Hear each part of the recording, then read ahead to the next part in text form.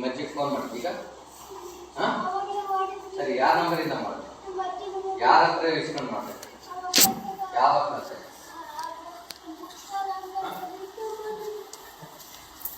ಈಗ ಏನಕ್ಕೆ ಬಂದಿದ್ದೇನೆ? ಏನಕ್ಕೆ ಬಂದಿದ್ದೇನೆ? ಇದಂತಾನೆ ಅವನು. ಹಾಂ ಇದನ್ನಲ್ಲೇನು?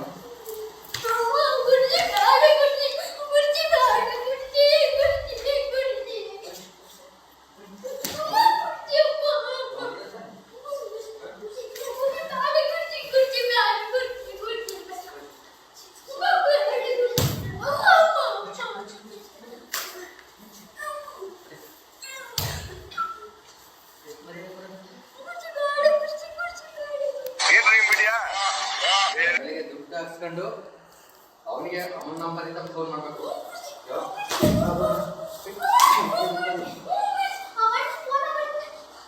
ಅವನು ಬೇರೆ ನಂಬರಿಂದ ನೀನು ಫೋನ್ ಮಾಡಿದ್ದೀನಿ ಗೊತ್ತಾಗೈತೆ.